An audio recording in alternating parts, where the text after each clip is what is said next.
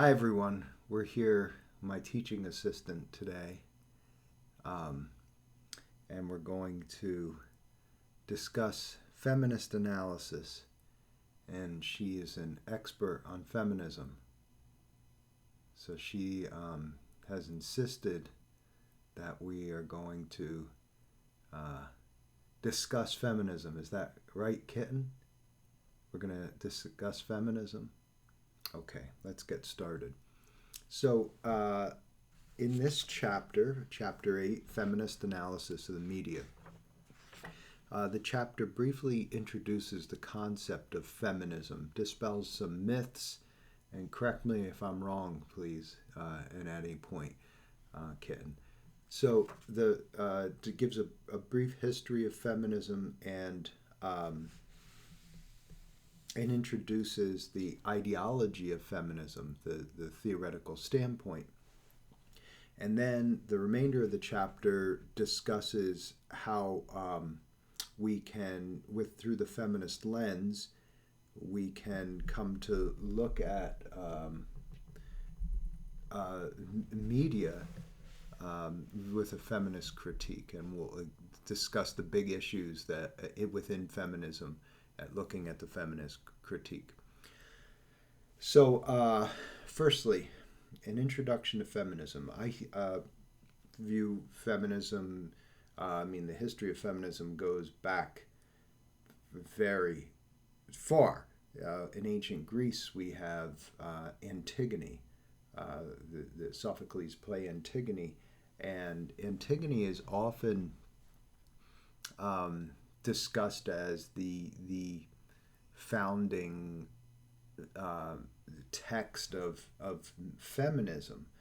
And to understand and have an intelligent conversation about this, you should really read Antigone or watch a production of Antigone.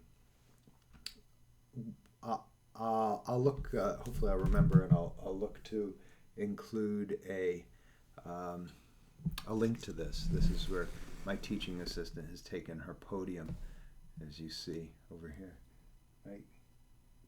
Professor Kitten. Okay, so she's going to let me know if she has any opinion on my presentation and how we can discuss that, improve my interpretation, right? Okay, so Antigone is the story of a woman who is placed in the difficult position of choosing what her body, her soul, when I say body, I mean her embodiment, what she as a woman feels is correct to do versus what the state, the government, the king feels is correct to do. And it really surrounds the issue of the burial rites of her brother. And her brother, who dies according to the state dishonorably, is not permitted to have an honorable burial. Instead, his body's just left to have the birds pick at him. And this is what the king decrees. And the sister, Antigone, has a choice to make, either to follow her heart, her conviction, and bury her brother, thus violating the demands of the king and accepting the punishment that comes from that, or not remain authentic to herself, not remain true to what's in her heart, and obey the king and have to live with this inauthenticity. There's a spoiler alert. Her solution is suicide. Okay, so this is the often cited as the founding myth. I mean, myth is story of feminism. And there's a long history of feminism that goes from antiquity I've often thought it would be interesting to write a feminist analysis of Eve in the Garden of Eden, and the implications of that story, that myth. Nevertheless, I'm thinking now about some of the major issues in contemporary. I'm going to fast forward to contemporary times, the 20th century, 19th and 20th century. The United States was relatively late in the game, has been relatively late in the game as far as having female leadership, female president or prime minister or queen. Other cultures have had, other societies have had female leaders throughout history, and we're still waiting for this to happen. Nevertheless, first wave feminism in contemporary times can often be discussed historically in waves. And first wave feminism is often interested in the agenda of the suffragettes. This is voting. Oh boy, talk about a psychoanalytic parapraxis, slip of the tongue. I'll explain why I said smoking in a moment. But the first wave feminism, the cause, the interest was voting rights for women. The second wave feminism, which happened, so this is first wave feminism happened in the 1920s. If off the top of my head, I think women in the United States had the right to vote which year? 1924? Let's look that up.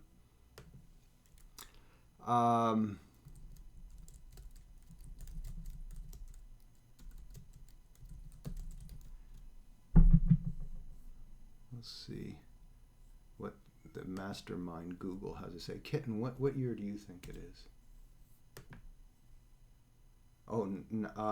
Passed by Congress 1919, ratified 1920, 19th Amendment. So that's good to know, 19th Amendment. I don't know why 1924 was in my mind, maybe, well, nevertheless. So you can, exact years aren't as important as general moments of time for our concern. So early 20th century, 1920s, 1920, women in the United States, it's constitutional amendment for the right to vote. So that was the agenda of first wave feminists, the first, and there was quite a bit. My goodness, if you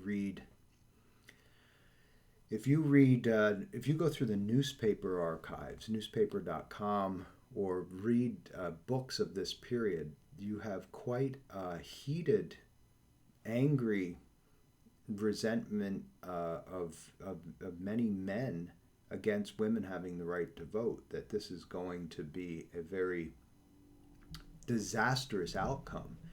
And many of the reasons, if you even look in the newspaper articles and read about the opinions of suffragettes were the women who were fighting for the right to vote through many displays, parades. They would go out and parade down the street. If there was a parade like the Thanksgiving Day parade in New York City or something like this, that there would be a group of suffragettes that would parade women. They called in a kind of derogatory way. It wasn't referred to as feminism at this time. The term feminism didn't really start to really take hold until the 1970s, 60s and 70s. But in the early 20th century, the suffragettes, it was called the womanism movement, womanism. And many of the arguments of why women shouldn't have the right to vote will be the same stereotypes that we see in our analysis of the media today when we look from page 210 through 218, what we're going to really discuss in this text. The ideas that women were docile and not thinkers. They were passive and not active. And if there was something active about them, there was something wrong with them. In other words, if they were interested in doing the things that active men did, then there was some flaw about them in some way. And they were often criticized for being spinsters. Spinster is a word used at this period of time, a derogatory term about a woman who wouldn't marry. I mean, it's very interesting. Our attitudes towards marriage, some families are still rather, what should I say, conservative or backward looking or traditional minded about the importance of marriage. But of course, now your generation lives in a time when the idea that you might not want to be married, that there might be something wrong with you. And let me tell you, as someone who grew up still in a period of time where I chose not to be married and not to have children. My interests were elsewhere. I was content not getting involved in societal demands of marriage and all that came with that, and child rearing and things like this. And it was the right choice for me. I wake up in the morning and I'm quite pleased to do whatever I want to do and not have to worry about how to get my kids out of trouble or send them to pay for them to go to college or whatever this all is. So in this sense, the attitude, I remember now it's easy. You don't have to explain yourself if you're not married. But not too long ago, within the past 20 years, there was this strange kind of vibe you'd get for choosing a different life, a single person's life. So even more so for women, if you were a woman and you weren't married, the immediate assumption there's something wrong with you, right? So now this has changed because the definition there's been a challenge to these traditional attitudes about marriage.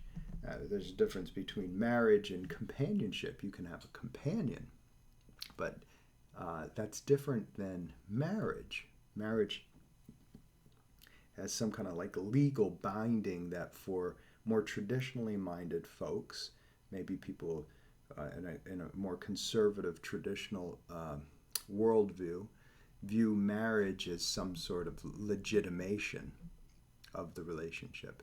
Where in contemporary postmodernity, we and other cultures in the world, we understand that companionship is, of course, just as valid as the institutionalized legal, certificate on the wall that makes sex legal, so to speak. Certificate on the wall to share each other's genitals. Okay, so I'm adding into here some different flavors from the critique, from the feminist critique. So this idea that women are passive and aren't engaging and don't have the, if they do have this kind of action, this kind of aggressiveness, they're seen as something's wrong with them. And there's something, they're like trying to be like a man or something. So this is, or something non-feminine. So this is one of the stereotypes that we're going to see exists in media analysis. And it's also one of the issues that was lodged against the suffragettes, that this is a group of women who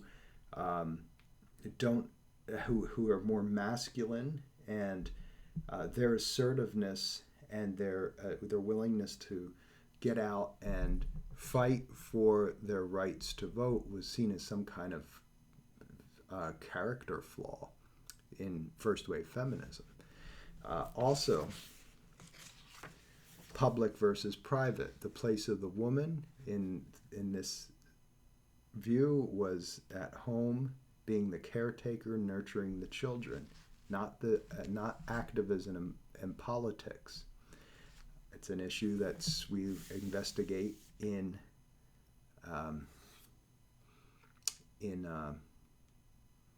media analysis during the time of first wave feminism, one of the criticisms against the women who were out protesting and parading for the right to vote was that they should be, that there's something wrong with them, that they should be home in their private domestic life caring for their children, and the fact that maybe some of these women or many of these women also chose not to be married or not have children. They were seen as some kind of flaw in them in this way.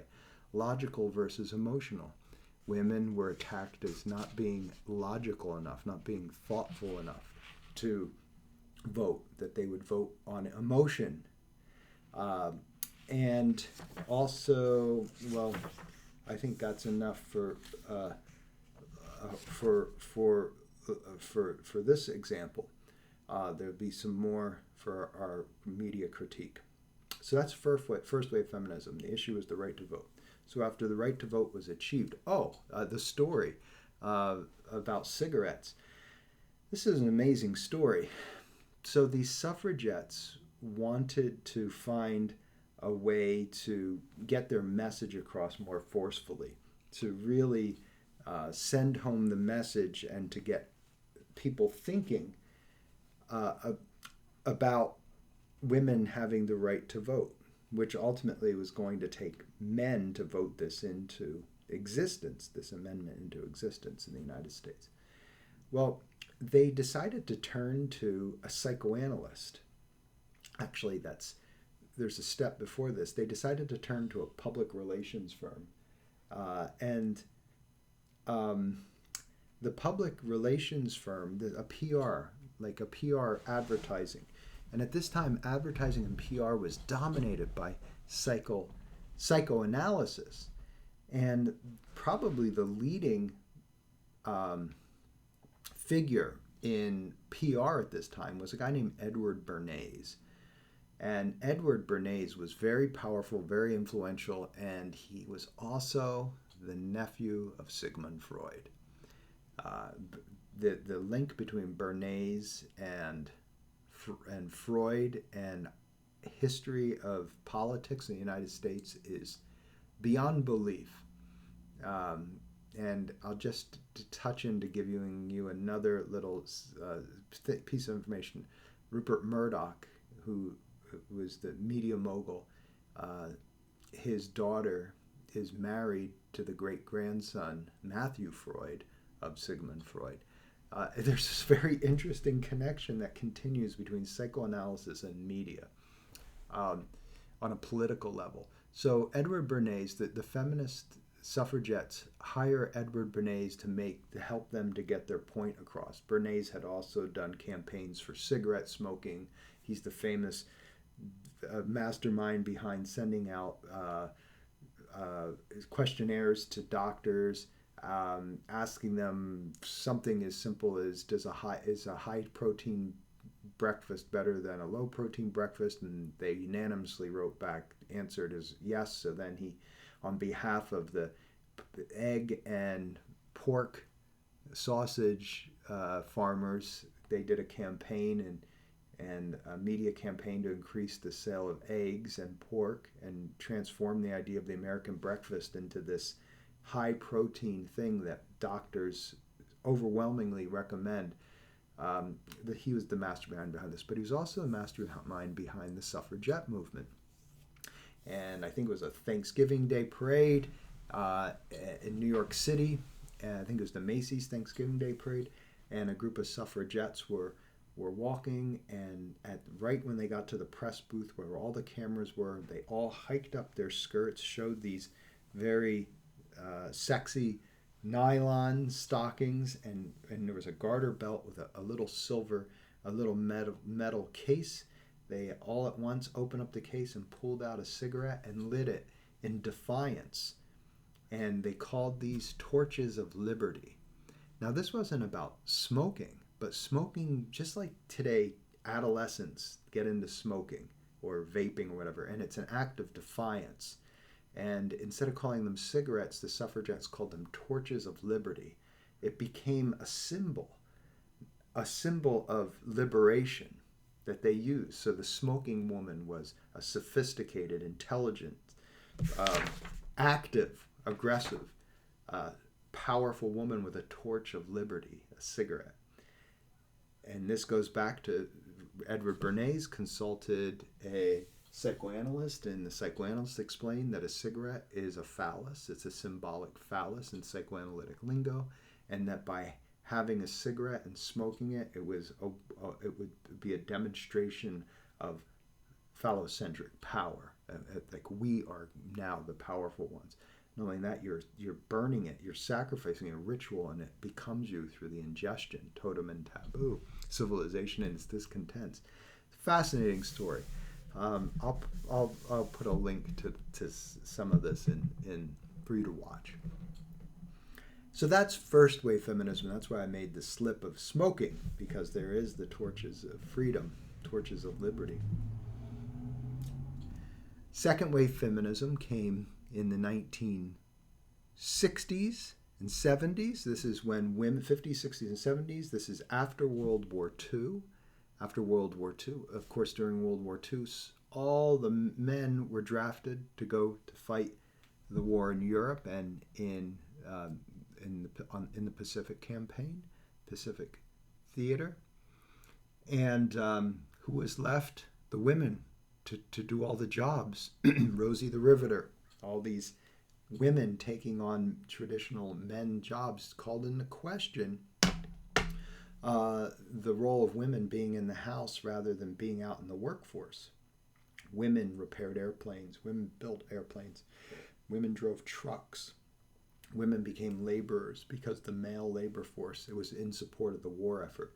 When the men returned home, there was this conflict because the women liked the independence. They liked feeling that they had something other to contribute to society other than the only option, which was homemaker.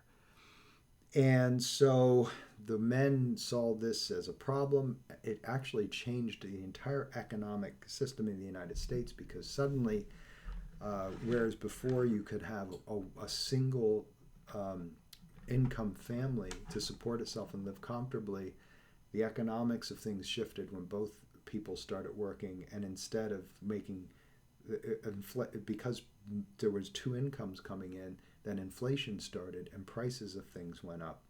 And what happened then was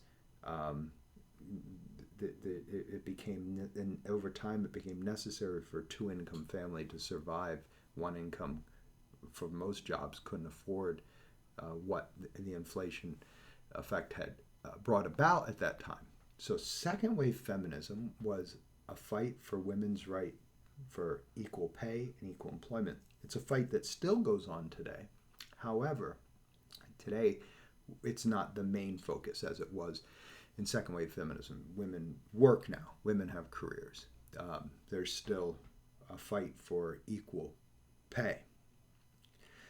Third wave feminism. Third wave feminism also is considered to be post-feminist.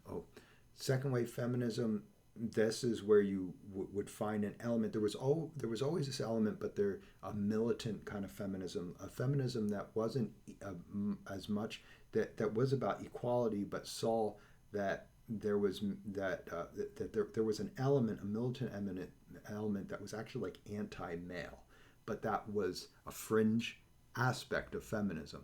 Feminism, for the most part, was for everyone, men and women. It was about equality. But there are always, whenever you get these revolutionary critique groups, there's always extreme factions. And often those extreme factions are the loudest, most violent, and attract the most attention and can kind of hijack the message.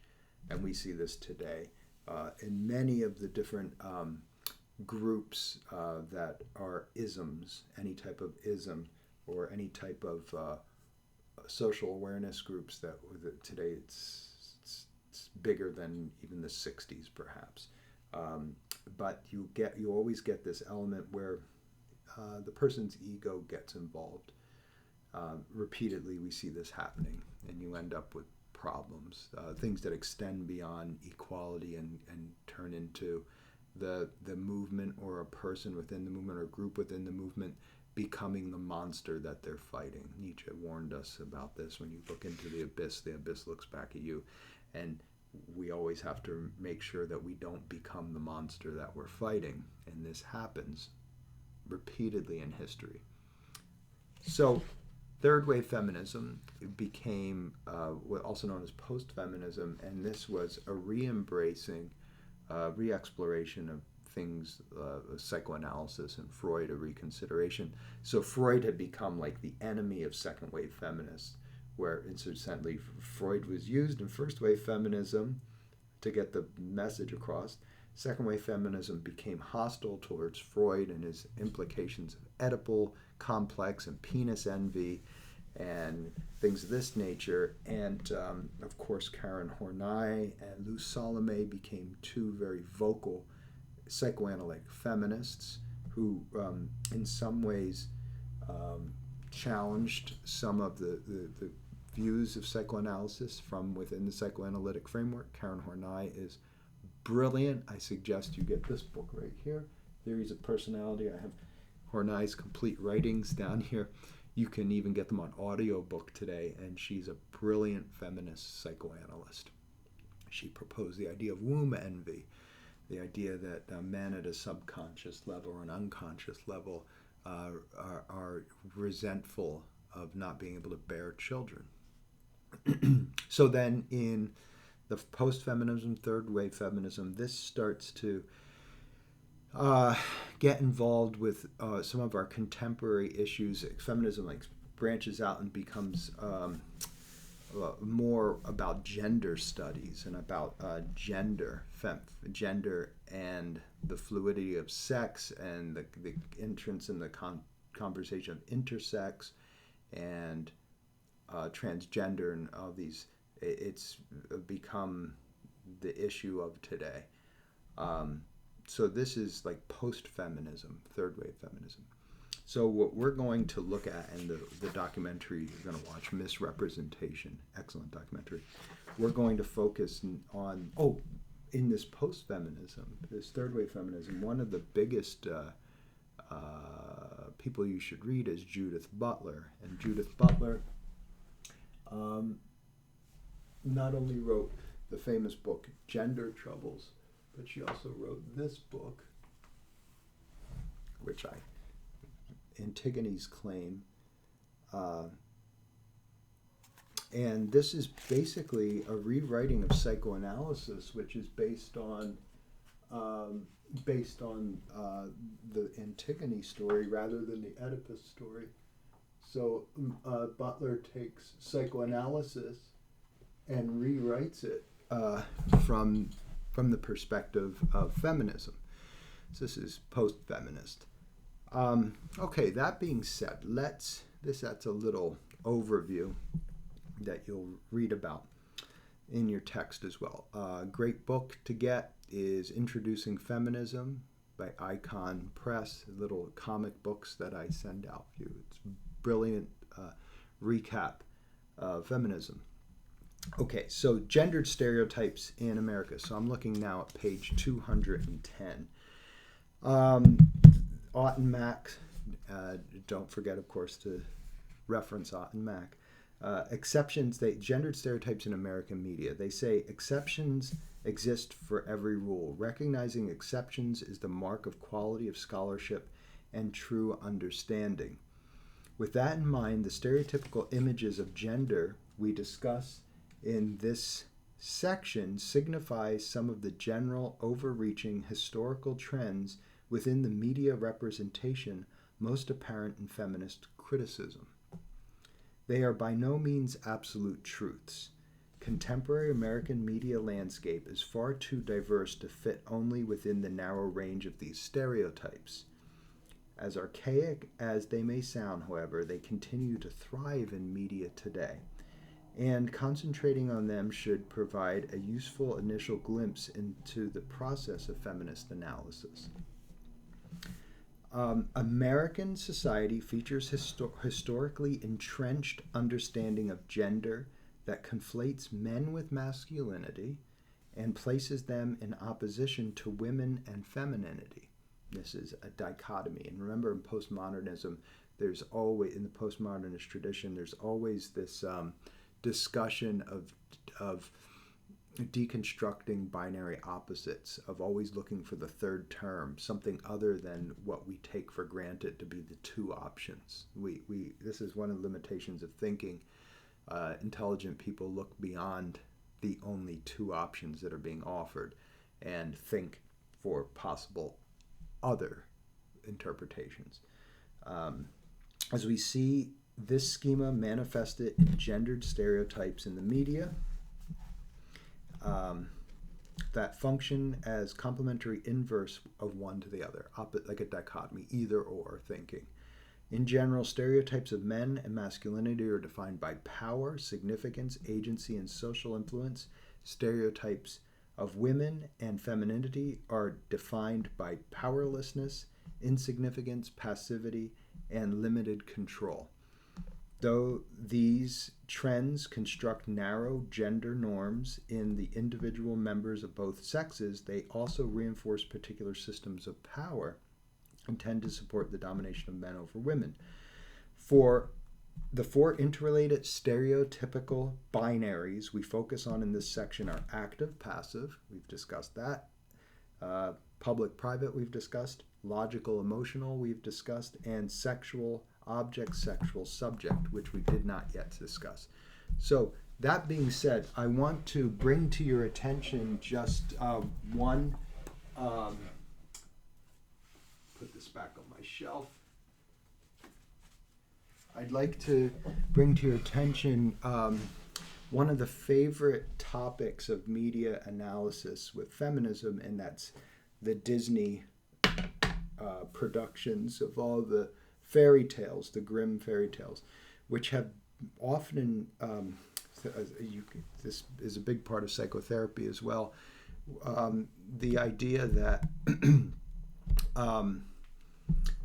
little children, this is changing now, Disney's addressed this issue, but that little children grow up watching these Disney films that have certain messages about what a boy is and what a girl is. And for example, any story of a woman, which the Disney stories are repeatedly, had been repeatedly about the woman being rescued by a man, the woman being saved by a man, Cinderella, Snow White, things this, the prince coming in and saving the woman.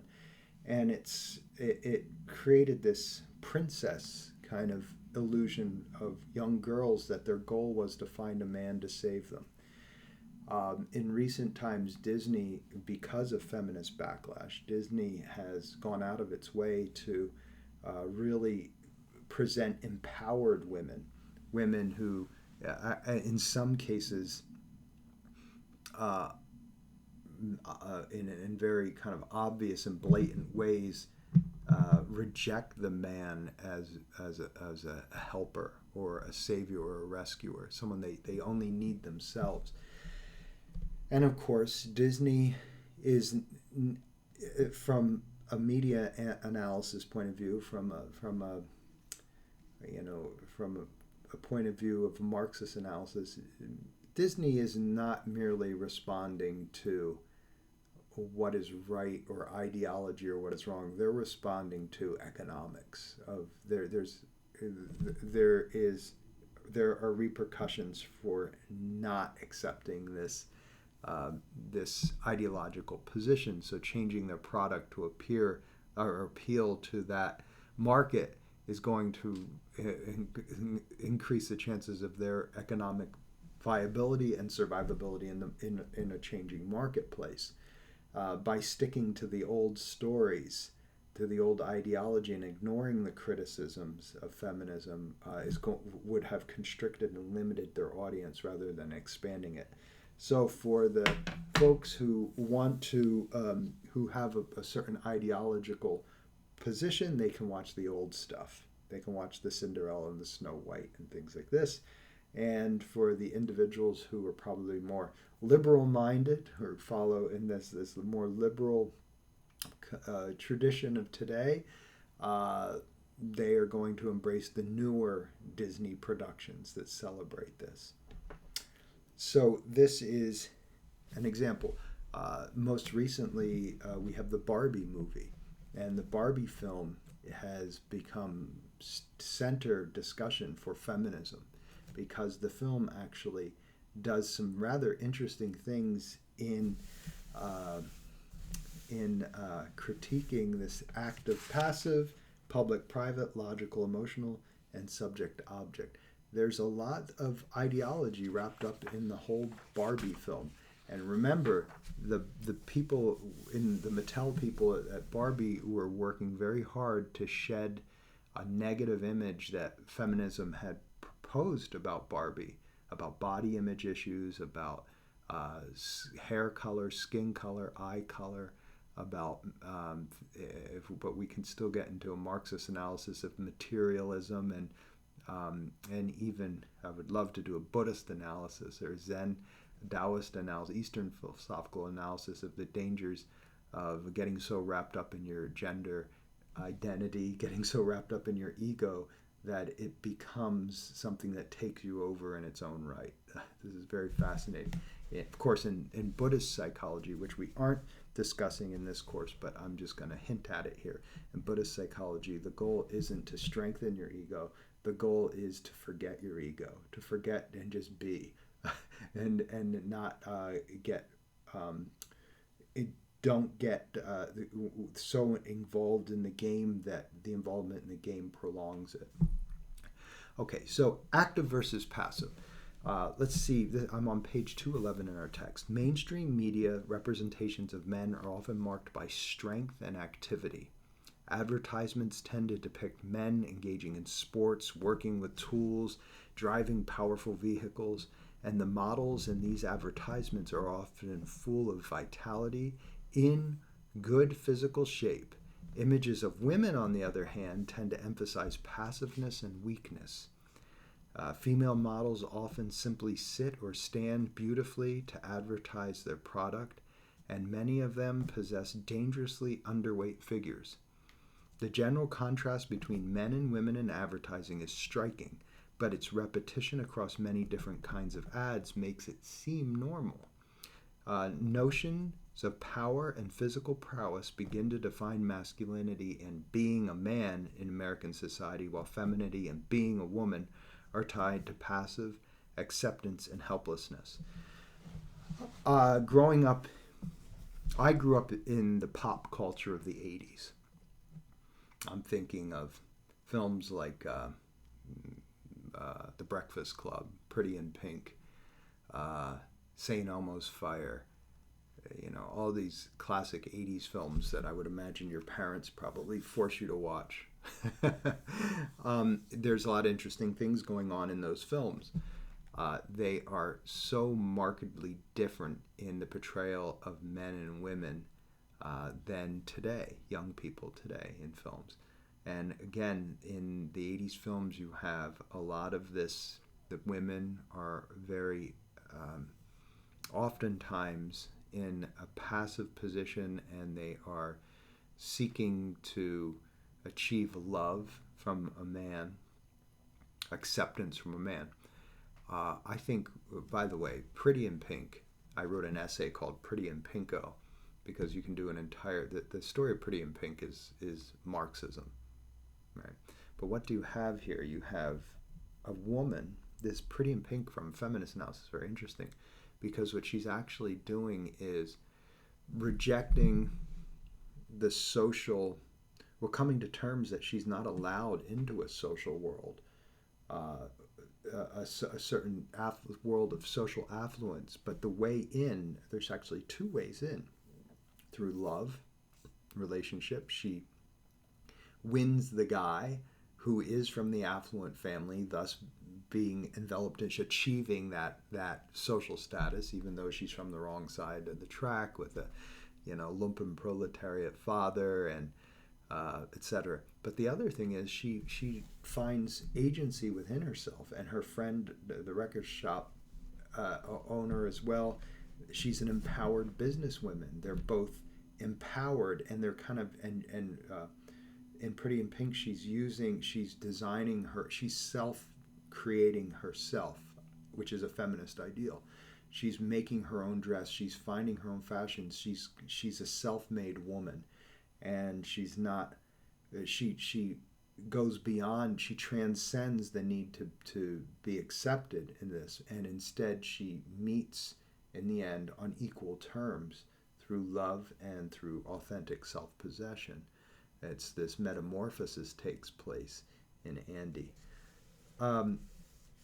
So let's see here.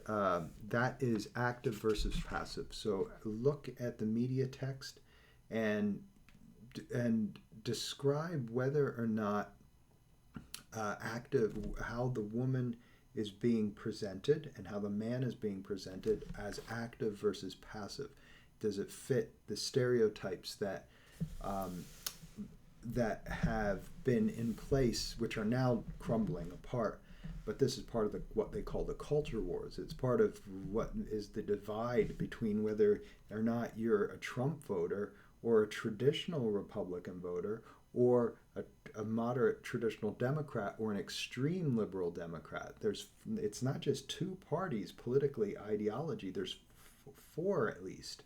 There's two extremes, and then there's two parties that are more within line of what has been. A more moderate, we would call this. So extremes and moderates. So you have to look at this continuum and say, how do these stereotypes, if you are into the man, all the alt-right and the incel and the I just saw in the newspaper this past week that in a university in England, somewhere in the UK, they're actually banning the dress of khakis and blue button-up shirts for men, that J. Crew kind of Ralph Lauren preppy look. Why? Because so many of this alt-right masculinism movement is dressing in this way that's becoming associated with this hyper-masculine stuff. You see today, who is this Andrew Tate guy? That's his name, right? This, make sure I got that correct. With this, these men are, is that his name? These men are really interested in his message of, Andrew Tate.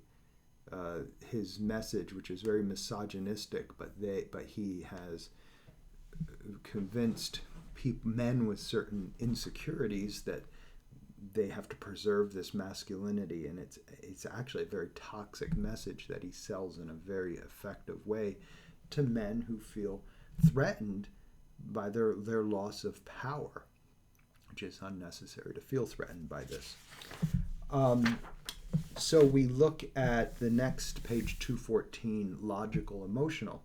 The association of this binary opposition between logical and emotional. Men are logical, women are emotional. Women who are logical are, is this okay? Am I saying the right thing? Oh, you've had enough? I'll take that as a cue. Women who are too logical are trying to be men, are too masculine, there's something wrong with them. And men who are too emotional, there's something up with them as well. They're too feminine, etc.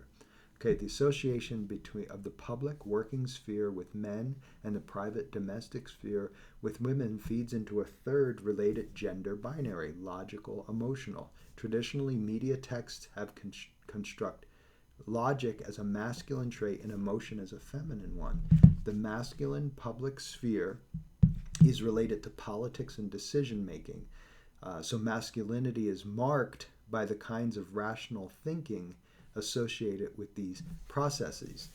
The private sphere is concerned with family and nurturance, so femininity is defined by irrational or emotional impulses. A classic form of this stereotypical dualism is the association of men with mental processes and women with bodily ones.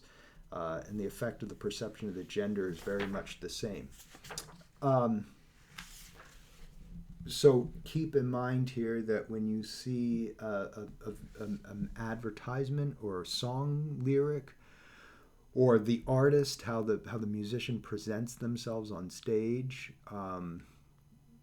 as challenging this logical emotional. I think of Billie Irish. I forget how to say her name. Forgive me. I'm not into her music so much, but I am interested in how she presents herself in the media. And I think it has a lot to do with this. She has been playing around with this logical side of things and how she presents herself to kind of counter the public image of the emotional, soft, save me, help me female. Lords is one I remember. She really, when I taught this class in the past, we would discuss Lords. I remember she did the tune Royals, I guess about 10 years ago now. But when she came out as a young, I think she was like 16 when she came out with this artistry, her first album. And the words that she wrote in this were so poignant, they were so powerful, and they directly challenged actually all these issues. She was like the great young feminist spokesperson of music in this nature. Boy, I contrast this with Taylor Swift today. This is very interesting. This is Taylor Swift. I saw Taylor Swift walking, and I looked at, and this is, she's in like very traditional clothing and very soft and very gentle, but yet there's this other very empowered side. It's very interesting nuance how she's playing with these ideas of active and passive, public and private, logical and emotional. Let's look at sexual subject versus sexual object. The final gendered binary is related to very strongly the first three. Masculine stereotypes of strength, ability, and intelligence often translate into media images of sexual subjectivity. In other words, media texts tend to identify men as the sexual pursuant, the powerful one. To be masculine is to be in charge of the sexual encounter, to direct its progress and make it happen. Feminine stereotypes of weakness and emotion in turn give rise to sexual objectification of women. A woman as a product to be consumed, as this passive thing to be used. Media representations of women construct them as sexual conquest to be pursued and lusted after. To be feminine is to be available, responsive, and open to male sexual advances. To the famous French feminist Simone de Beauvoir, this is the lover of Jean-Paul Sartre, captures the sexual subject-object binary poetically in her treatise on the oppression of women, The Second Sex. For him, she is sex, absolute sex, no less. She is defined and differentiated with the reference to man and not he with reference to her. She is the incidental, the inessential, as opposed to the essential. He is the subject, the absolute. She is the other. Journalist Naomi Wolf echoes de Beauvoir in her proposal of the beauty myth, or the cultural beauty standards that continue to control women in apparently progressive society. For Wolf, the beauty myth tells a story. The quality called beauty objectively and universally exists. Women must want to embody it, and men must want to possess women who embody it. It's very interesting if you turn to evolutionary psychology and look at the behavior across species of male and female species. And a lot of these issues that are discussed in the book, post-feminism and media representation, all the idea of, if you look at ads, this one for the Tom Ford advertisement, you see that this is really a lot of the ads correlate with the mating rituals of animals in the wild. And this is another aspect that's not discussed in this chapter, but I think it's important to consider. I take, for example, the mating rituals of the bowerbird. The bowerbird is this builder bird. Bauer is builder in German. And the bowerbird, the male bowerbird, as is typical of most birds, the male has all the attractive colors, very vibrant colors. The female has muted colors, brownish, whereas the male bowerbird is bright blue. And that blue vibrance is marker of genetics, genetic strength. So diet affects how rich the blue is in their feathers. Healthfulness. It's like in human beings, males and females have markers of genetic strength. Skin, the quality of the skin without rashes and blemishes and things. The quality of the hair, lusterful hair. The teeth, how healthy the teeth are. These are all signs, genetic signs. Even body odor is a strong pheromonal sign of compatibilityness and genetic health, body scent. And this is true for males. So you can manipulate these things. You can use conditioner in your hair. You can get creams for your skin. You can get artificial teeth whitening. All these things. You can get special perfumes that mask your genetic smell and instead put out some kind of supercharged hyper stimulus to attract the people you're trying to attract. And the bowerbird does the same thing. If the male bowerbird doesn't have such vibrant blue feathers, what they do is they fly around in the environment and they get pieces of blue ribbon, pieces of royal rich blue thread and fabric and blue pieces of tarp and bottle caps and labels, and they build these very beautiful nests. You should look online at the nest of the bowerbird. And to overcompensate for their poor vibrancy in their plumage, they create these supercharged, highly vibrant nests. And of course, the female bowerbirds see this and they get really turned on by this. Wow, this guy, he's got the resources. And that's how they attract them in. Incidentally, the nests are kind of, they're like architectural masterpieces. But they're not always so great to live in. So I don't know. I like to think about the implications of evolutionary psychology and the mating rituals. What the peacock effect, a peacock, another bird. This is a bird who has these extravagant plumage that makes them a big target, yet they survive. Who are the males that become the most sought after? Maybe not the best partners, but the bad boys or the femme fatale, the naughty girls. These are the ones who are willing to actively demonstrate such reliance on themselves and such belief in themselves that this is a turn on for who the mates, who they're interested in mating with. So we bring this into, I want to enter the evolutionary psychology into this discussion because I think it's important. So those are some things to talk about and to think about with feminism, and in particular becoming aware in the media that we're consuming, whether it's an advertisement, song lyrics, the presentation of the musical artist, a movie, a film, a TV show, characters, and to become aware of these subtleties of what that person is presenting, representing, and ideologically proposing from the feminist perspective. And I think that's a good introduction to this. So enjoy this topic, and I hope it's given you some things to think about, and I'm going to post some very interesting things for you to watch. Enjoy your explorations.